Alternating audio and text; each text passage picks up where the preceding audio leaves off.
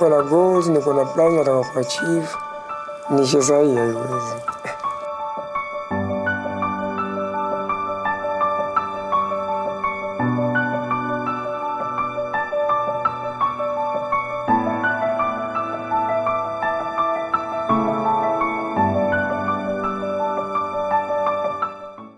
Viewers, welcome to 2021. Welcome to TINAH's Couch.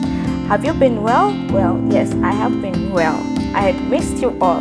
So, do you believe in miracles? Today I'm hosting a very lovely guest who has gone through it all.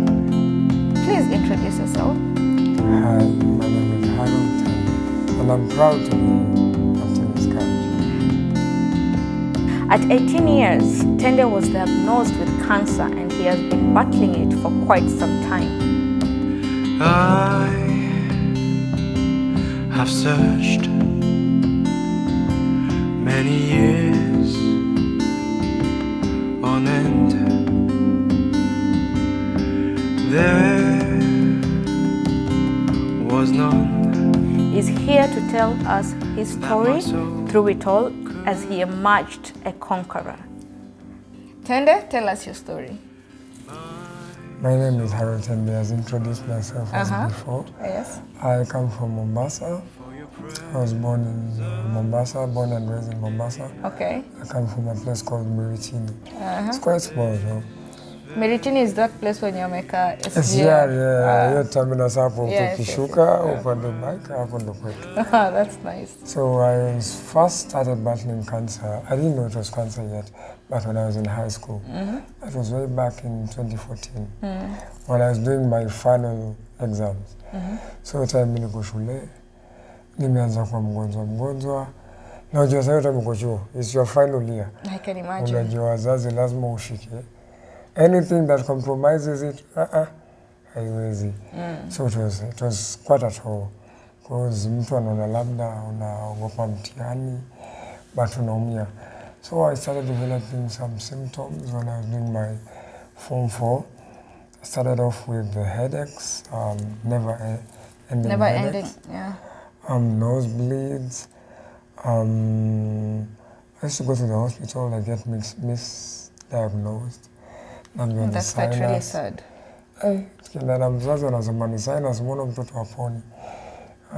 Naambia ni sinus, saa zingine macho sioni vizuri, naenda kupimwa miwani.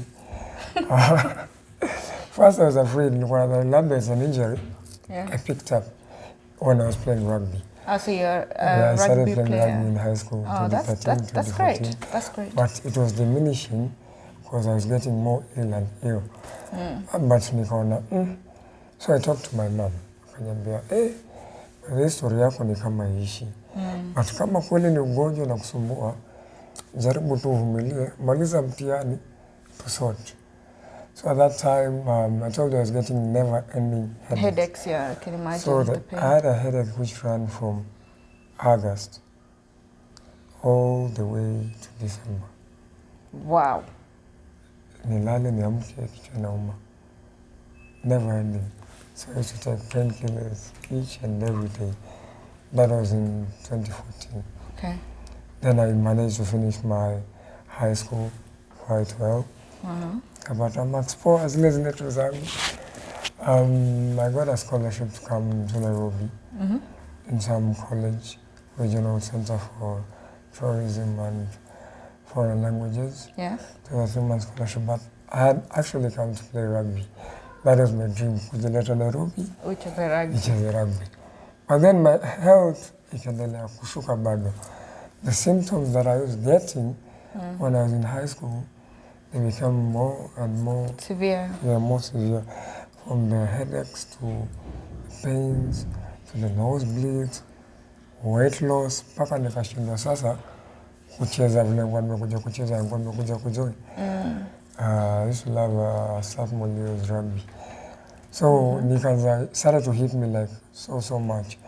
So when I went back home and nikaambia, hey, by the way kitu hajaisha. So tufanyaje? Nikamwambia, okay, let's start matibabu tena. So tukaanza sasa like hii kitu naangalia kila siku ni sinus ni nini. So the symptoms got so severe because it reached a point, half of my head used to sweat, the other half is dry. Yeah, half of my face. One eye is blurry, I can't see properly. One ear, I can't hear properly. Can't hear anything. So like from the left side, kafika point paka ulimi, imeanza kulegea. You couldn't talk ama kulegea? I could talk lakini unaona ulimi ni mzito. So when I was in Nairobi, I used to go for checkups in Mombasa. Tukienda daktari ananiangalia, there's an ENT doctor. Ananiambia hii hapo, no, kuna kitu. So I did some CT scans and on a blockage. It wasn't clear until when growth started to grow from my neck. Kuna kitu ikatokea kwa shingo. It's like, lazima tuangalie hii ni nini and why are you sweating half of your head? So he prescribed a pathologist. I go see a pathologist. Akaenda akatoa maji. Akapata it's a tumor that's growing from my neck. Wow. Then it's when it hits like, whoa. Wow. Mtu huyu amekuwa serious, amekuwa kiumia.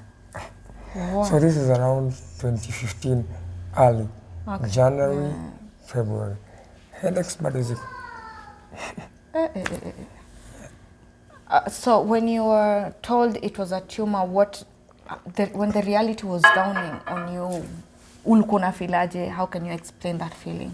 But then it was easy. Surprisingly, mimi nilikuwa poa because hizo vitu nilikuwa nimepitia from 2014. I think this I knew it was something big which is coming. Haiwezi kuwa something new. Ulikuwa nika ushajiprepare for whatever, for the worst. Because siwezi kuwa naumwa na kichwa, haiishi, nilale niamke naumwa. No, it's not something normal. So I was actually prepared. My family was shocked, but me I was okay. But hapo ndo wakashtuka like, by the way, amekuwa akiongelea kitu for quite a while now. It was really something serious. Now you've been told it's a tumor. What was the next step?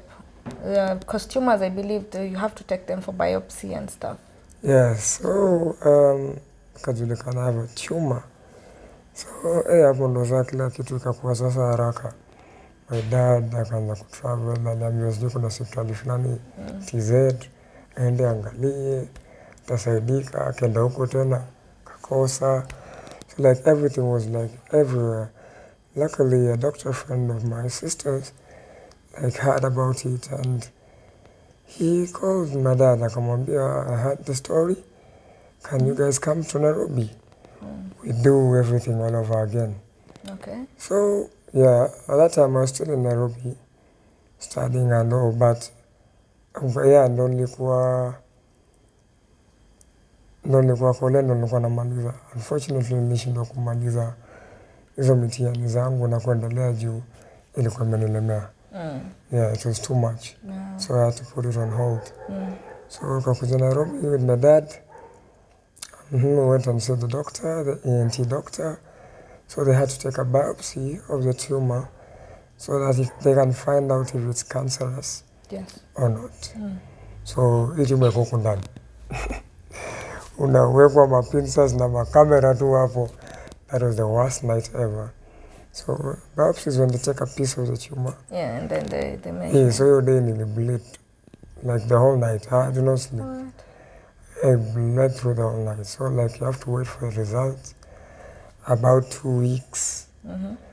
Ndo saa results zikuje. Waambiwe ni hivi ama ni hivi. Sasa hiyo 2 weeks nzima nilishinda 18. 18 ilikuwa hiyo time. 18 ilikuwa. So nilikuwa naenda tu nakaa, naitwa mabeste tukule yote walikuwa napika pork poa. Tukule, tuketi hapo, tujibambe. Waende kesho tena nirudi. So hiyo time I'm not drinking. Hiyo noise iko na affect. I'm not taking anything that time. So yeah, but the noise.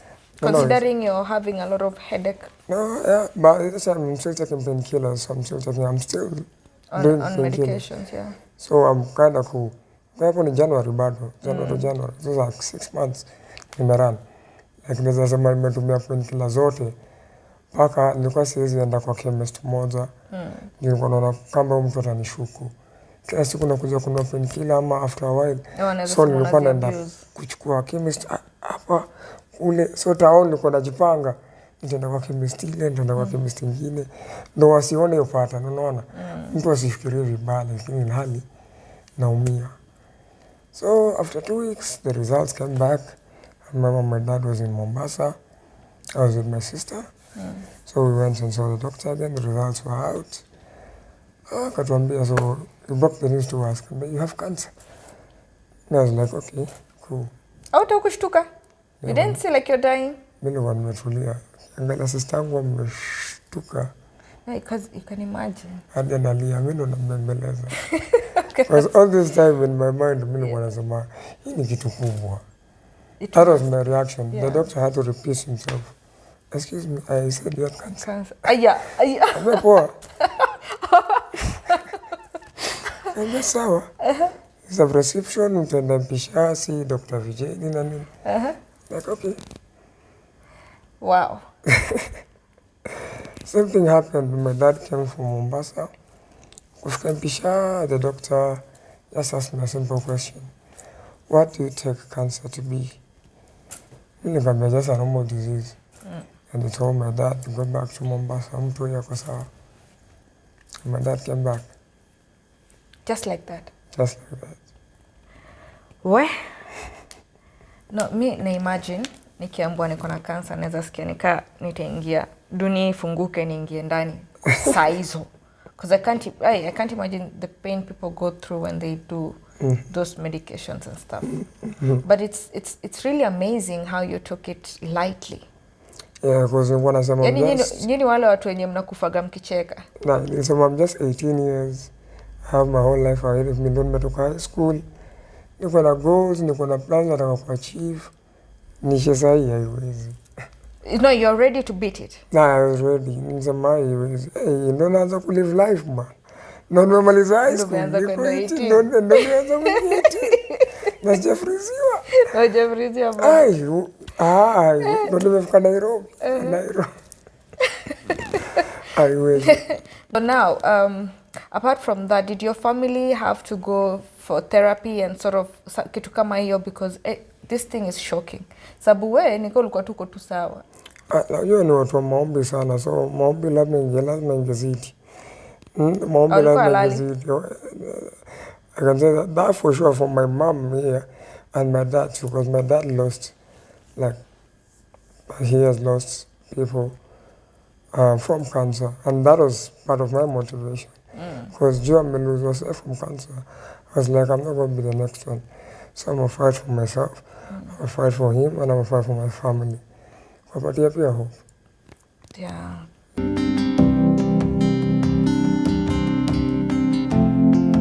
So after you were told the results and everything, how was the relationship between you and your parents apart from them being becoming so staunch in praying and stuff like that? The relationship many years. It grew stronger because yote yote kwanza me saying about way back nikisema skip war nini as in kwa wenyewe wali feel like the weight, like he was actually going through some stuff and we didn't see it, so they had to be there. Was it as a form of pity? Unajua kuna wale wase wanasemaga, okay, now I'm sick. I don't need this kind of pity from you. Instead, you have to be strong for me. What was the relationship? Were they strong? Were they pitiful? Or what was it? They were strong. Actually, my sister, your time, when I came to Nairobi, your time, nikipitia hizo vitu nilikuwa napitia without starting the test and all, aliniambia tu kitu kimoja, as much as wazazi unajua tu vile wazazi huko sana wao kazi nini, but the moment when the kid is sick, your parents will always show up. They will always, hata kama ongeleshani na babako sasa asikie ni mgonjwa atakwambia mbona ukuniambia, naget. So like ile trust inaanza kukaa, unacheki na ile responsibility unacheki, like hii ni mtoto wangu. Ambia friends, kuna wale walipotea, kuna wale walikuja. Uliambia mabeshte? I believe actually walikuwa najua juu walikuwa na vitu tunapitia. Maana kwa chuo wa Daro, most surprisingly I gained new friends, and wale nilikuwa nao si wote walibaki. Yeah. Na Others will childhood friends are the ones who showed up. Childhood friends are the ones who showed up like so much. Hadi mimi nilishtuka. Watu nilikuwa siongeleshani nao like for years. But we've grown up together. They came out so big for me. Mwashukuru hadi leo. Juu hata mimi didn't expect. Oh, okay. Na ulikuwa na kadem yote? Nilikuwa na kadem. How did she take the news? Alinitoka. Uongo. Alight. Aish aje. Hivyo tu. Yalikuwa anaona tu mjamaa anaenda kudate ama. Ni kama aliona mse atameza. Atakula. Alikuwa amenichocha. Alikuwa amenichocha Nairobi. Kadem kalikuwa ka Nairobi. Alikuwa Nairobi miaka baada hiyo ilikuwa noma. Aliniacha tu hivyo. Nikasema udema ananiacha. Mimi ni mgonjwa. Acha nimshauri nitapona.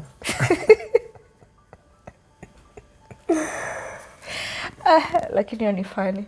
But anyway, people, you don't have to expect too much from them.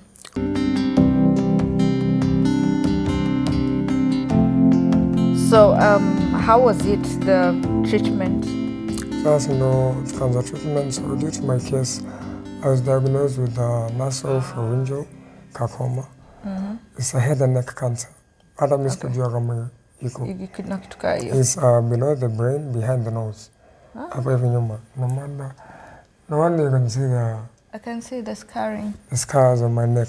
Yeah. So juu ya hiyo na stage kwa imefika, I had to do radio and chemo at the same time. Wow. Yeah.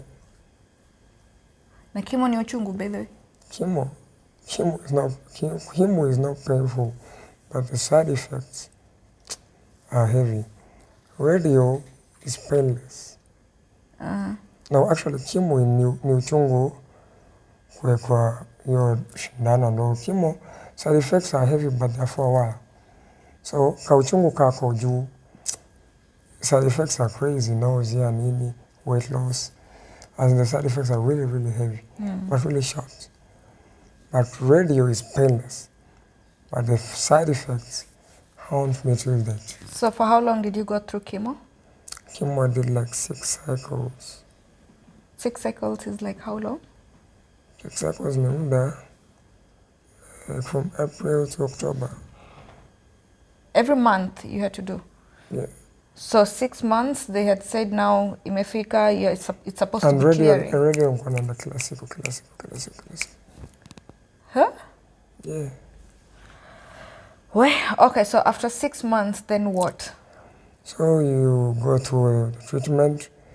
Kwanza hapo katikati ya treatment kuna vitu utapitia. You have to be strong. You lose weight. Lose weight, nywele inaanguka. Okay, nywele inakaa mingi sana. Mimi niko tu sisi ndo nimeketi. Nikashika tu hivi.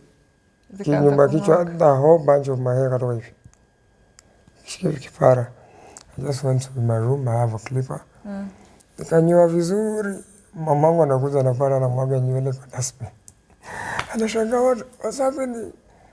Nikamwambia usijali. Hii vitu ndogo. So watu wanashangaa ni nini. So with radio, juu inachoma, it's radio. Yeah, radiology, radio activity going on. So you lose your voice. You lose your taste buds because inachomeka. You lose your salivary glands. That explains why I have a dry mouth. So ilibidi niwekwe tube, NG tube, so I can feed. Your vocal cords, kukula yote. Nilikuwa iwezi. I can't. So that's part of the journey. Kumbuka nywele itaanguka, hadi nywele za mapua zote. Color ita change. Itakuchoma, you see the scars. Hiyo itakuja kuweka kidonda. So imagine ukiwa na kidonda kubwa kwa shingo. Ni imagine. Ikikauka. Sasa ulikuwa unogaje? Ulikuwa unoga half. Uzuri sikuwa yoshua. Sikuwa yoshua, sikuwa ishika mkono kupanda stairs. Nilikuwa napanda peke yangu. Ulikuwa strong sana. Yaani watu wengi wangekuwa na strength kai yako wanaweza beat through anything. But there was a time by then nikafika point nikasema by the hai nimelemewa. Hii inaishia. Hii ndio wanasema by the day treatment iko imefika its peak. So it's a graph. It was up and down. treatment kumefika at its peak.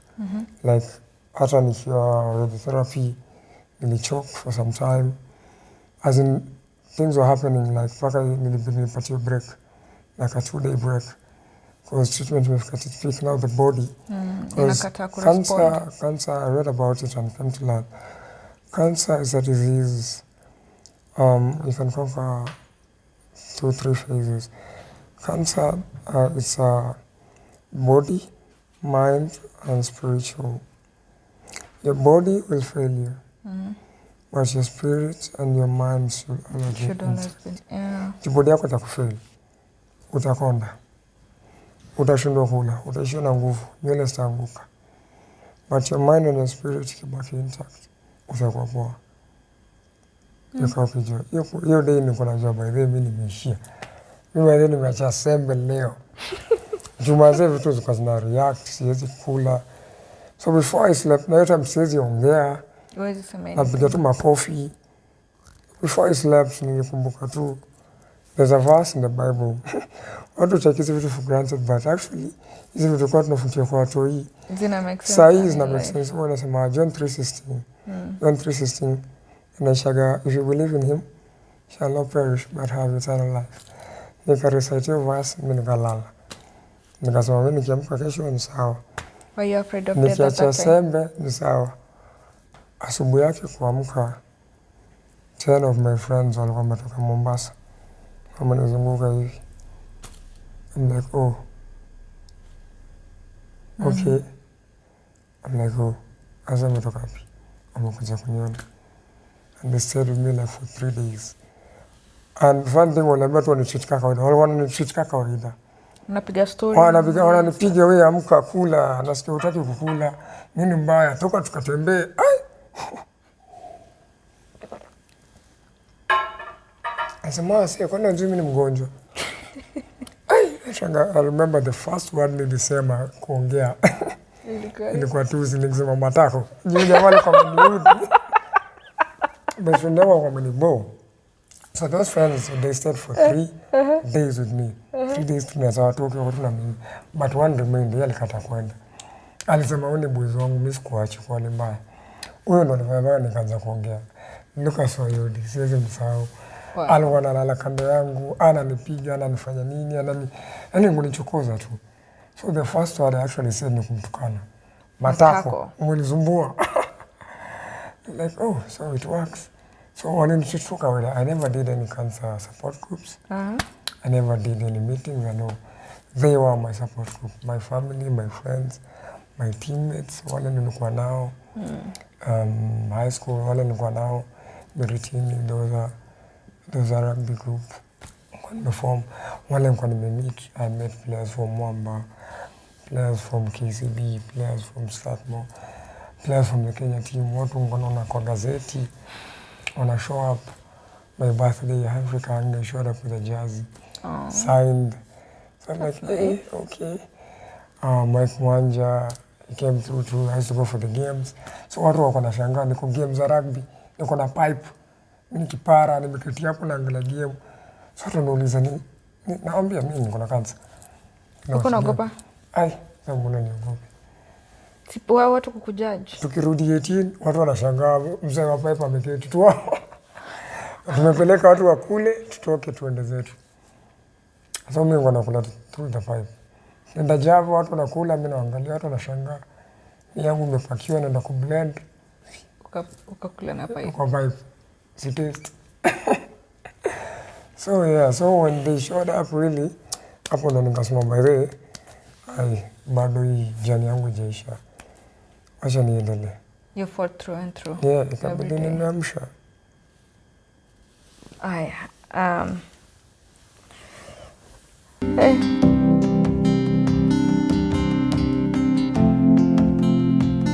Sasa venye ulimaliza matibabu kukendaje? So luckily nilifanya poa. I did everything. Nikamaliza, so I had like the whole year of 2016 to recover.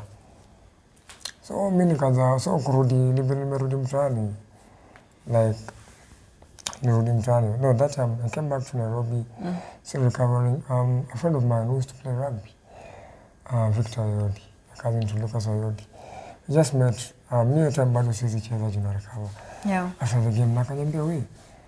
So kwa Nairobi na ile timu yako ya mtaani umeacha. So unaona kutendaje? Nikamsikiza nikasema baadaye mse ameweka point. Unfortunately in 2016 we lost him.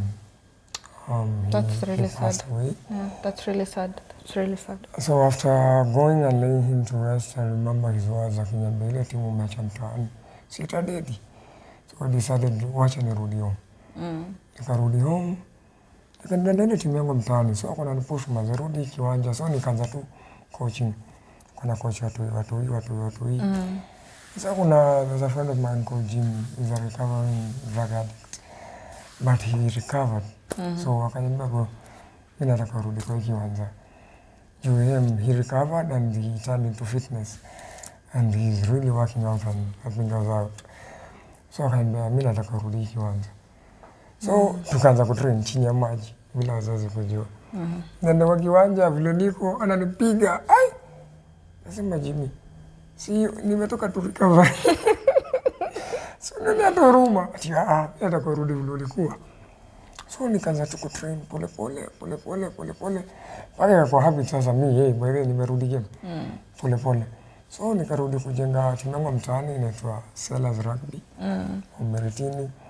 Lakini afu kuna tournament ikakuja. Kwa hiyo tournament there were 5 international players invited.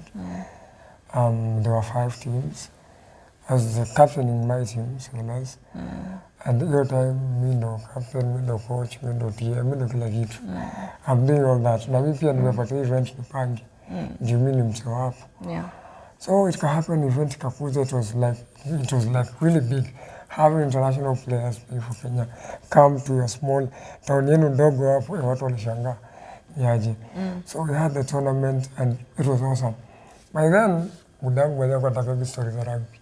Na wazazi pia after going through cancer, wakiona umerudi kitu kama hiyo, wanashtuka. Obviously mtapatana. Yeah. So it was really big. We happened to win the tournament. I hadn't won anything like a trophy ya rugby and all. So after that ndo by the way watu wakasema hadi home wakashtuka akasema okay, home guys anaweza fanya kitu. So after that ndo nikawafuata, nikamwambia tu mom dad mimi itabidi mimi nataka kurudi Nairobi. Nilijipeleka kwa yari yenu, radhi zenu, niacheni tu nirudi. Okay. So I came back to Nairobi. I joined Strathmore News.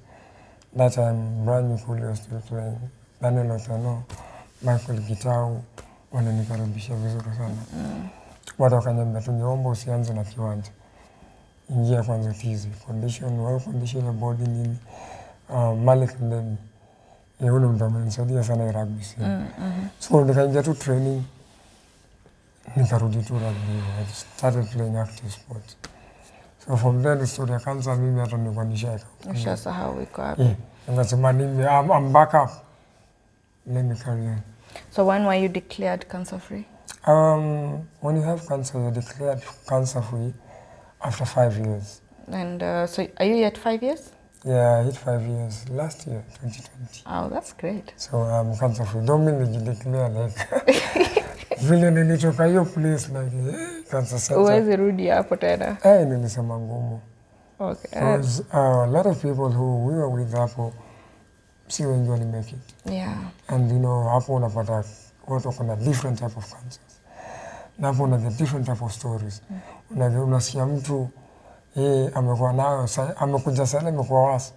Juu alikuwa nasikia tu stories za mtaani za ocha, yeye ni kurogwa, yeye ni laana, yeye ni unaona sasa mtu anaogopa.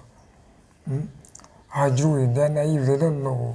When I say ignorant, hawajui kwamba luckily I did my own research, I did my own study. Nijue nini mwenye attack. Ndio nijue vile hata mimi nitacounter.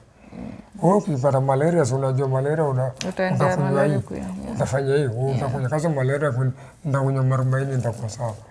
Nimechukua na homa, ndakunya ginger tea. So mimi wanasema hiki tu na. So it's more of mental. No mental. Unapata unarudi tu hiyo place unaambia wewe wewe yuko leo wameisha. Nimeketi hivi juu nasikia mtu uko juu ameenda. And it's so unfortunate. Unakutana mtu huyu unaambia huyu the only thing we can do is to make them comfortable.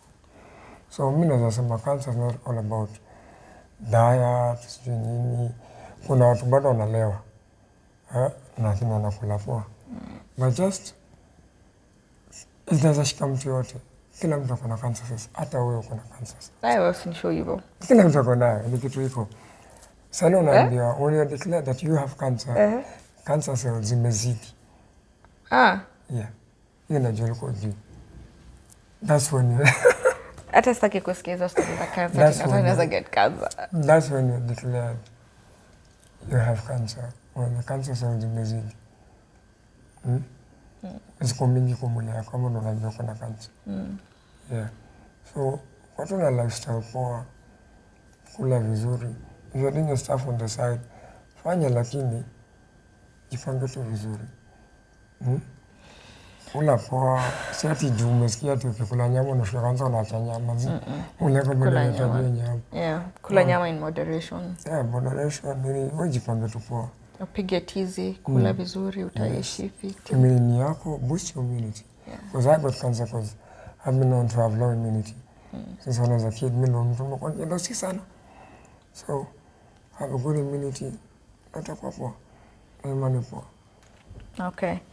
So when you're closing, what is it that you can tell the people outside there who are not only struggling with cancer, but struggling through life decisions and such kind of things?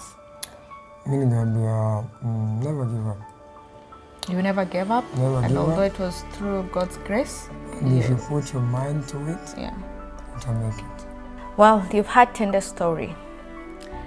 Ladies and gentlemen, 2020 was a very tough year, and 2021 is a year that is full of hope. Hearing TENDE's story, you can say that it is easy for you to beat through anything with the grace of God and with the right people around you. There is nothing that is impossible. Hope is eternal. Hope is eternal. You've just said it right. Well, thank you very much and see you on the next episode. Adios. Love you all. Mwah. Don't forget to subscribe, share, like, and comment.